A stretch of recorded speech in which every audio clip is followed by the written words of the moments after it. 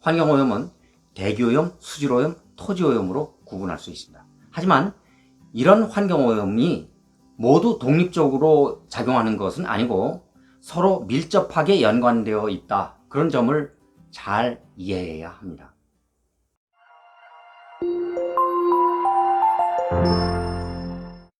지난 영상에 이어지는 시간인데 이번 시간에는 토양오염에 대해 알아보려 합니다. 앞에서 다루었던 대기오염, 수질오염 관련 영상을 보지 못한 분들은 그 영상들을 꼭 보고 나서 이 영상을 시청하시기 바랍니다. 대기오염과 수질오염은 토양오염과 모두 연결되어 있으므로 그 어느 것도 독립적으로 생각하는 게 맞지 않지만 그래도 분류해 보았습니다. 궁금하시면 영상을 집중해서 보세요.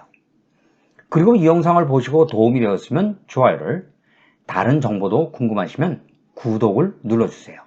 구독을 하시면 제게 많은 힘을 불어넣어 도움이 많이 됩니다.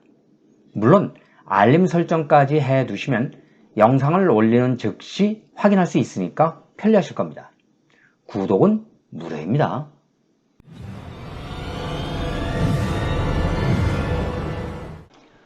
흔히 오염이라고 하면 여기 보다시피 도시의 스모그나 쓰레기가 만연한 바다를 떠올립니다.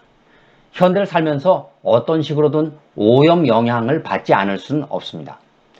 토지 오염은 지표면 이하가 악화되는 것을 가리키는데 지하수와 토양 오염을 포함합니다.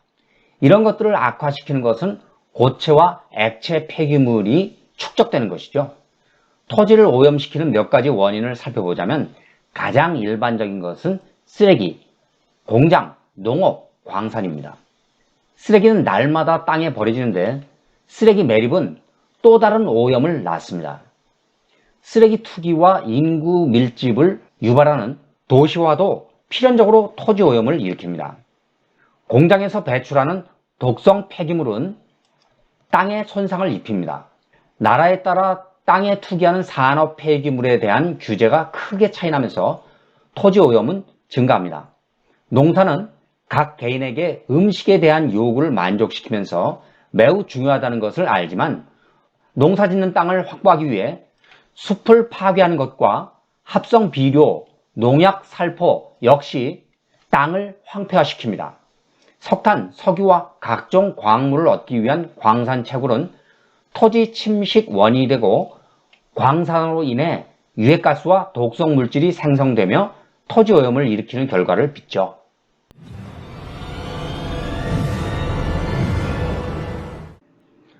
우리의 과일과 채소가 자라는 토양도 오염 때문에 고통받고 있으며 식품을 통해 우리에게 직접 영향을 미치고 있습니다.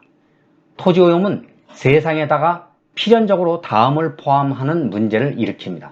첫째, 마시기에 안전하지 않은 물이 생성됩니다. 오염된 지하수를 마시는 것은 건강에 심각한 영향을 미칠 수 있습니다. 정화조 폐기물의 오염으로 간염, 이질 등의 질병이 발생할 수 있고 특정 유형의 암과 같은 장기적 영향도 가능합니다. 둘째, 오염된 토양은 농사에 필요한 유기물을 잃어 농사짓기 적합하지 않은 땅이 됩니다. 농사짓는 땅을 확보하기 위한 무분별한 삼림 벌채와 과다한 합성 비료 사용 및 농약이 토양 오염을 증가시킵니다. 셋째, 기후변화로 재앙적 문제가 일어나고 멸종 위험을 불러오며 몇몇 동물들은 생존하기 위해 서식지 이동이 일어납니다. 토지 황폐화는 기후변화의 주요 원인이고 기후변화는 생물 다양성 손상의 주요 원인입니다. 또한 불규칙한 폭우와 홍수 등으로 생존을 위해 몇몇 동물들의 서식지 이동이 일어날 수 있죠. 넷째, 들불, 산불이 증가하고 폐기물 소각으로 인한 대기오염이 증가합니다. 들불, 산불 위험은 기후변화와 직간접적으로 연관이 있으며 이런 화재로 인해 대기 중에는 오염물질이 증가합니다.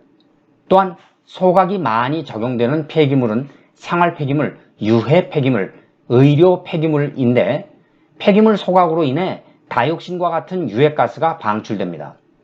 다이옥신이나 퓨어란처럼 유해가스가 방출되면 암을 유발할 수 있고 면역을 감소시키는 문제도 있죠.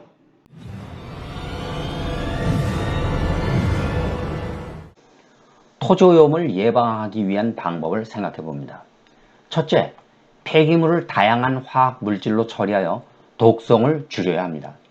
하지만 이건 개인이 실천하기는 어렵겠죠.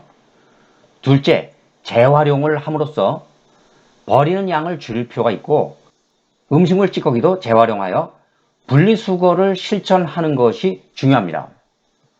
셋째, 유기농 제품을 사용하여 환경 친화적으로 사는 노력을 해야 합니다. 당연히 쓰레기 투기는 피해야겠죠. 조림 사업을 통해 토지의 비옥도를 높이는 것도 중요합니다.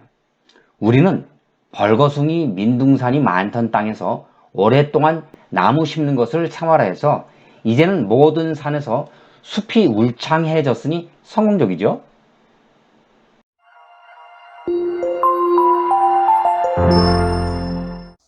환경오염은 대기오염, 수질오염, 토지오염으로 구분할 수 있습니다. 하지만 이런 환경오염이 모두 독립적으로 작용하는 것은 아니고 서로 밀접하게 연관되어 있다. 그런 점을 잘 이해해야 합니다. 댓글란과 커뮤니티는 여러분이 자유롭게 의견을 펼칠 수 있는 공간입니다. KNL 기능의학TV는 여러분 생각이 궁금합니다. 건강에 관한 소중한 여러분의 의견이나 영상에서 다뤄주길 원하는 아이디어 이런 게 있으면 댓글란, 커뮤니티 이런 곳에 그 의견을 남겨주시기 바랍니다. 그러면 제가 자료조사를 통해서 최대한 그 의견을 반영하도록 노력하겠습니다. 이번 영상은 여기서 마칩니다. 끝까지 시청해주셔서 감사합니다. 그럼 오늘도 평화로운 하루를 보내기를 기원하면서 다음 영상에서 다시 만날 것을 기대합니다. 그럼 다음 영상에서 또 만나요.